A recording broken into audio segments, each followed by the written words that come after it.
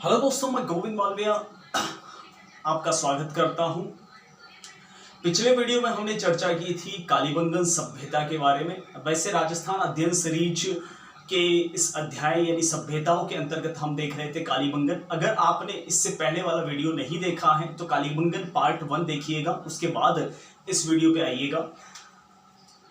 देखिए, आज हम पढ़ना चाह रहे हैं कालीबंगन भाग 2। इससे पहले वाले वीडियो में हमने चर्चा की थी कि कालीबंगन सभ्यता कहाँ है और वह सिंधु घाटी सभ्यता के स्थान के तौर पर क्या मायने रखती है, कालीबंगन सभ्यता किस नदी के किनारे है, कालीबंगन सभ्यता की व्यवस्था कैसी है, और साथ ही साथ पिछले वर्षों में जितने भी कंपटीशन एग्जाम हुए हैं कालीबंगन से रिलेटेड जो क्वेश्चंस आए हैं उनके बारे में भी हमने चर्चा की थी। हालांकि गाइडेंस प्रोग्राम में हम इन बातों की चर्चा करेंगे अलग से, लेकिन फिलहाल के लिए कालीबंगन सभ्यता क्या है एग्जैक्टली उसके बारे में देख लेते हैं। ये एकमात्र ऐसा टॉपिक है राजस्थान के इतिहास का जो एग्जाम में आने की पूरी संभावना रहती है, इसलिए हम इसको हल्के में नहीं ले सकते। इसके बारे में हम डिटेल से एक एक बारीकी के साथ में अध्ययन करेंगे। बने रहिएगा वीडियो के अंत तक। कालीबंगन सभ्यता आज हम देख लेते हैं कालीबंगन सभ्यता की विशेषताएं। पिछले वीडियो में हमने कालीबंगन सभ्यता क्या है इसके खोजकर्ताओं के बारे में जानकारी ली थी।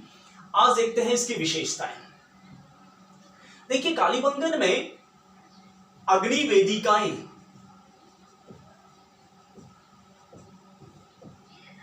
जिसे यज्ञ कुंड भी कह सकते हैं प्राप्त हुए हैं। वनपाल 2015 में एक सवाल पूछा गया था कि कालीबंगन में कितनी अग्नि वेदिकाएं प्राप्त हुई हैं, तो मैं आपको बता दूं 7 अग्नि वेदिकाएं प्राप्त हुई है। वैसे एग्जाम में जब प्रश्न आ चुका होता है तब उसके बाद में ये गाइड बुक वाले छापते हैं, आने वाला होता है वो प्रश्न नहीं छापते। लेकिन मैं शुरू से बताता आ रहा हूं छात्रों को कि कालीबंगन में 7 अग्नि वेदिकाएं मिली हैं। अग्नि वेदिकाएं यानी यज्ञ कुंड। बता दूं आपको, यह सबसे पहले खोजा गया पुरातत्व सामग्री है। कालीबंगा में सबसे पहले प्रोफेसर अमलालन घोष ने यहां अग्नि वेदिकाएं यानी यज्ञ कुंड ही खोजा था, जो कुल 7 हैं, एक दूसरे से क्रमबद्ध जुड़े हुए हैं। हालांकि कालीबंगन की अग्नि वेदिकाएं तो मैंने नहीं देख रखी हैं, लेकिन लोथल की अग्नि वेदिकाएं मैंने जरूर देख रखी हैं। अग्नि वेदिकाएं लगभग 5.5 फीट हाइट की होती हैं, जो एक दूसरे से जुड़ी हुई होती हैं क्रमबद्ध इस प्रकार से। अब बात यह उठती है कि अग्नि वेदिकाओं की आवश्यकताएं क्यों पड़ी, अग्नि वेदिकाएं एग्जैक्टली है क्या। तो एक साथ 7 जुड़े हुए क्रमबद्ध जो यज्ञ कुंड है उन्हें कहा जाता है अग्नि वेदिकाएं।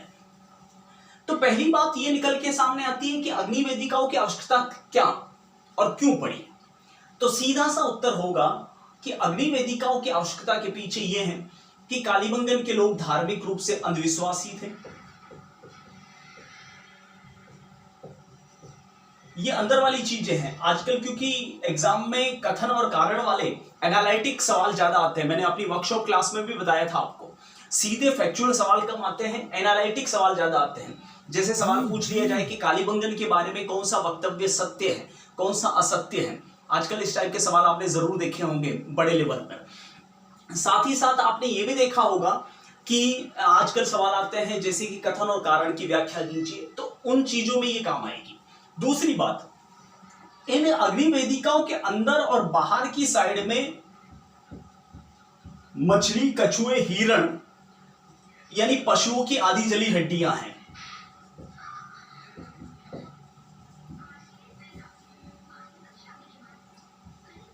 इसका मतलब कालीबंगन के लोग पशु बलि में भी विश्वास करते थे, पशु बलि भी देते थे, और साथ ही साथ उनका पुनर्जन्म में भी यकीन था।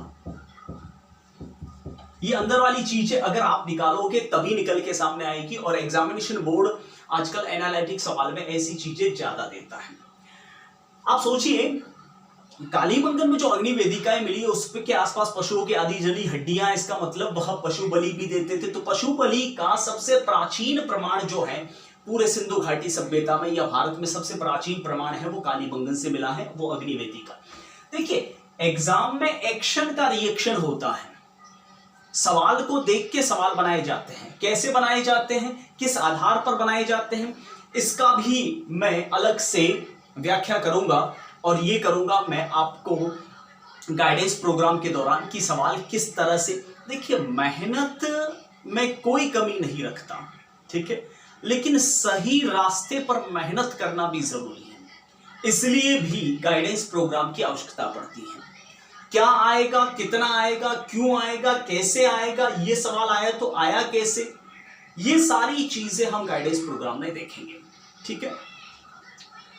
तो दो बातें निकल के सामने आई। एक तो पशु बलि में इनका विश्वास था, जो धार्मिक अंधविश्वास के दौरान आता है, और साथ ही साथ पुनर्जन्म में यकीन रखते थे, ठीक है। ये थी अग्नि वेदिकाएं।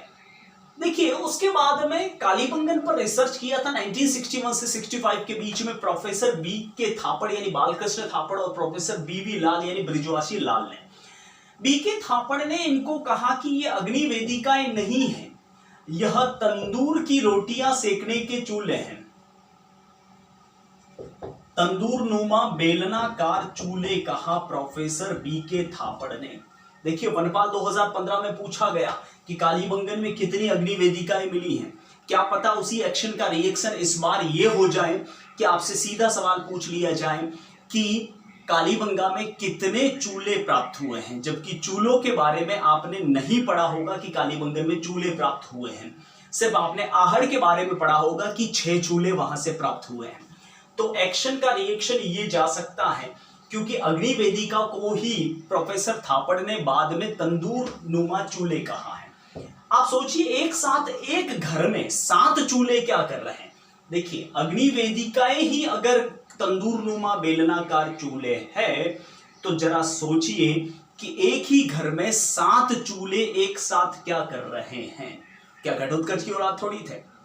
सीधी सी बात, संयुक्त परिवार व्यवस्था, यानी अगर इनकी पारिवारिक स्थिति देखें तो ये संयुक्त परिवार व्यवस्था में विश्वास करते थे।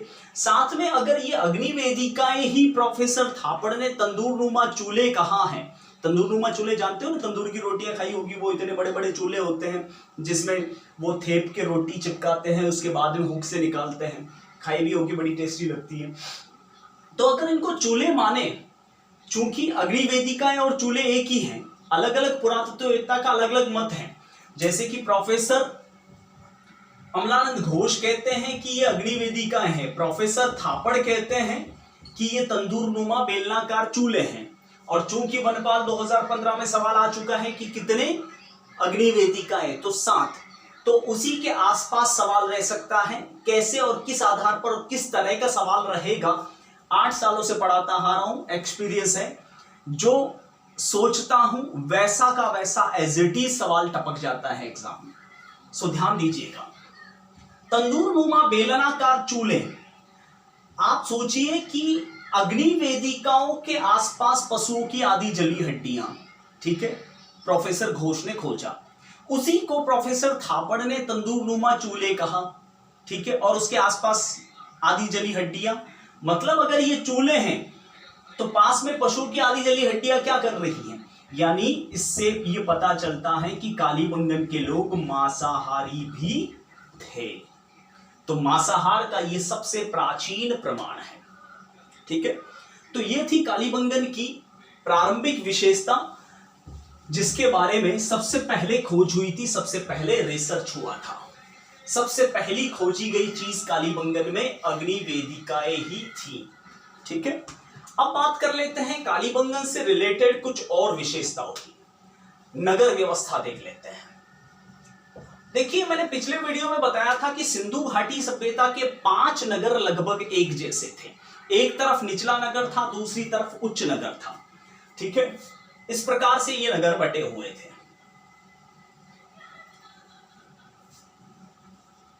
यह निचला नगर, लोअर सिटी, और ये उच्च नगर, अपर सिटी। बीच में से नदी निकलती थी, ठीक है। 5 शहरों की बनावट लगभग एक जैसी थी। बीच में से घग्गर नदी निकल रही है। चारों ओर एक किलेबंदी थी, यानी रक्षा प्राचीर थी, और इसके चारों ओर भी एक किलेबंदी यानी रक्षा प्राचीर थी, यानी दोहरी रक्षा प्राचीर थी। ठीक है, और ये सवाल भी आया है, मैंने आपको पिछले वीडियो में बता दिया था। देखिए, यानी इससे पता चलता है कि रक्षा प्राचीर से यानी पूरा नगर जो है बड़ा ही सुव्यवस्थित था, सुनियोजित था। साथ ही साथ आपने पढ़ा होगा कि सिंधु घाटी सभ्यता के जितने भी नगर हैं उसकी सड़कें जो हैं वह बड़ी स्ट्रेट थी, 90 डिग्री का एंगल बनाती थी, सड़कें समकोणात्मक थी। यह आपने सिंधु घाटी सभ्यता के नगरों की विशेषताओं में पढ़ा होगा। इस प्रकार से मेरा मार्कर तो फिर भी हिल रहा है, लेकिन इनकी सड़कें नहीं हिलती थी, बिल्कुल 90 डिग्री का एंगल बनाती थी। सड़कें समकोणात्मक, यानी पूरा नगर नक्शे पर बना हुआ था। अब आप समझ चुके होंगे कि प्रोफेसर दशरथ शर्मा ने, डॉक्टर दशरथ शर्मा ने क्यों इसे सिंधु घाटी सभ्यता की तीसरी राजधानी कहा, क्योंकि इतना सुव्यवस्थित शहर था। इस व्यवस्था को हम ग्रिड प्रणाली कहते हैं। ग्रिड जो पासा होता है ना मिलाने वाला, ऐसे इस व्यवस्था को ग्रिड प्रणाली भी कह सकते हैं, एक तरह से शतरंज के बोर्ड की जैसा भी कह सकते हैं। सड़कें 90 डिग्री के एंगल से क्रॉस करती थी। मेन ये जो सड़कें होती थी वह सेल खड़ी मिट्टी से बनती थी। सेल खड़ी मिट्टी होती है जिसे मृत मिट्टी या मरी हुई मिट्टी कहते हैं, जिसमें से आयरन की मात्रा खत्म हो जाती है, बारीक मिट्टी। ये सड़कें समकोणात्मक आकृति में काटती थी और सड़कों के ठीक सामने गलियां होती थी इस तरह से, और गलियों में चबूतरों पर मकान बनते थे। इसका मतलब नींव की खुदाई नहीं होती थी।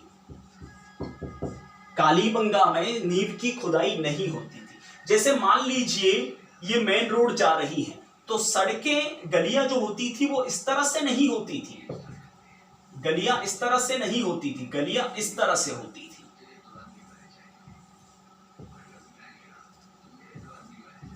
ये मेन रोड जा रही है, ठीक है, इस तरह से गलियां होती थी। तो स्वाभाविक सी बात है मकान इस साइड में बनेंगे इस तरह से। तो स्वाभाविक सी बात है कि दरवाजा, खिड़की, रोशनदान मुख्य सड़क की ओर नहीं खुलता था। दरवाजे, खिड़की, रोशनदान मुख्य सड़क की ओर नहीं होता था। ठीक है, साथ ही साथ एक और चीज, इन घरों के बाहर इनके प्रसाधन गृह, कुएं और स्नानागार इत्यादि होते थे। प्रसाधन गृह जिसे हम टॉयलेट्स कहते हैं, स्नानागार यानी बाथरूम्स होते थे, और साथ साथ में कुएं होते थे। यानी ये लोग जो हैं वसुदेव कुटुंबकम की भावना से प्रेरित थे। इसका मतलब ये लोग आपस में प्रेम से, भाईचारे से रहते थे। आजकल घर के अंदर खोपचे में लेटरिन बाथरूम बनाए जाते हैं, लेकिन इनके बाहर रहते थे ताकि पड़ोसी के भी काम आए, आने जाने वाले के भी काम आए और सबके काम आए। जैसे आजकल चंडीगढ़ की विशेषता है, तो चंडीगढ़ में आपने सुना होगा कोई अपराध, रेप, मर्डर वगैरह ऐसी कोई हरकतें नहीं होती। अपराध के मामले में इंडिया में सबसे कम रेशियो आता है चंडीगढ़ का, क्योंकि वहां की सोच जो है वो काफी ब्राइट है। ठीक है, जो मकान होते थे, मकानों की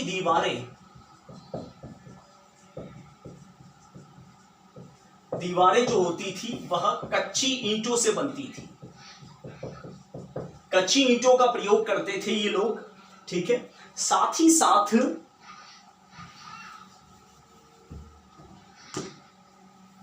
उन दीवारों पर जिप्सम का प्लास्टर होता था।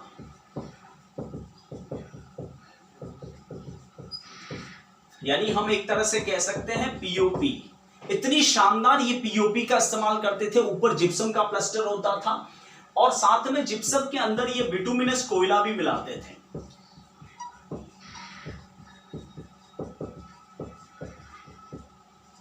आपको पता होगा कोयले के 4 प्रकार हैं, एंथ्रेसाइट, लिग्नाइट, बिटुमिनस और पीट। इसका मतलब दीवारों का रंग कैसा था? काला।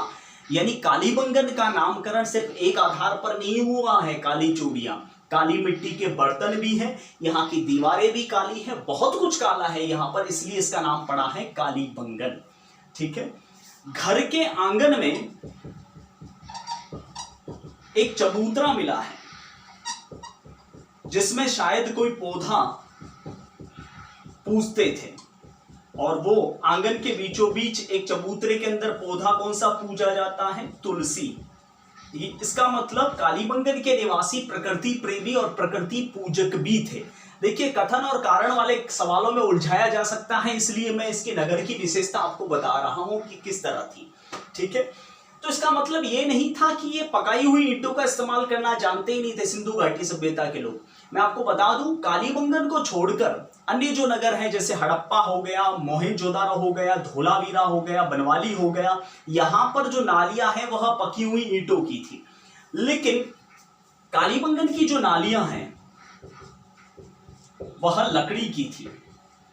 लकड़ी के गट्ठर को बीच में से होल बना के उसमें से पानी निकालते थे और वो नालियों का पानी गटर के माध्यम से शहर के बाहर खोला जाता था। आपने सुना होगा और पढ़ा भी होगा कि सिंधु घाटी सभ्यता का यह वो नगर है जहां से दोहरे जुते हुए खेतों के प्रमाण मिले हैं।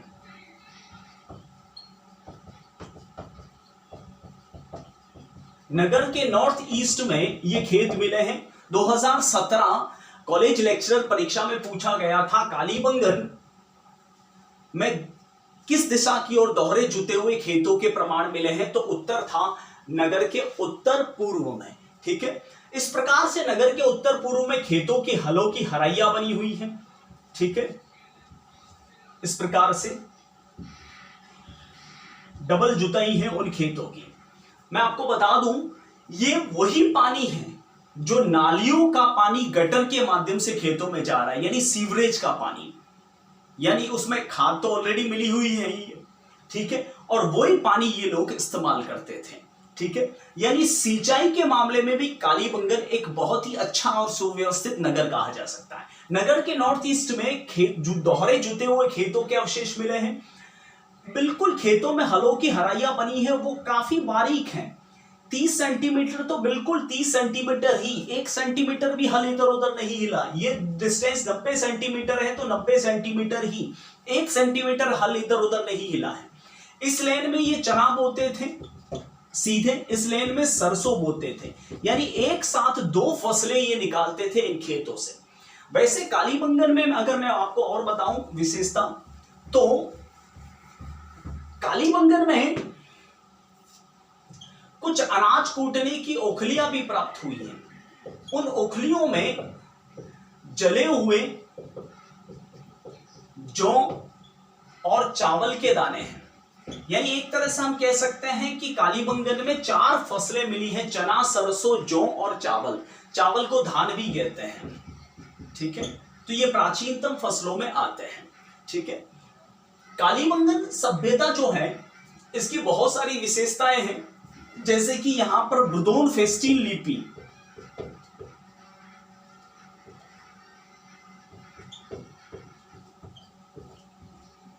का ये लोग इस्तेमाल करते थे। बुदोन फेस्टीन लिपि जिसे हम कीलाक्षर लिपि कहते हैं। कीलाक्षर लिपि मतलब कील से गीली मिट्टी पर अक्षर खोदने की लिपि ये लोग इस्तेमाल करते थे। इनकी बेलनाकार मोहरे बहुत सारी मिली हैं।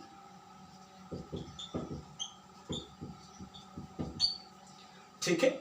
और भी कालीबंगन की विशेषताएं हैं, जैसे कि यहाँ की धार्मिक अंधविश्वास, इनके अंतिम संस्कार की क्रियाएं और ये किस धर्म को मानते थे, ये सारी विशेषताएं हम अगले पार्ट यानी कालीबंगन पार्ट 3 में देखेंगे। ठीक है। फिलहाल के लिए इतना ही। जय हिंद, वंदे मातरम।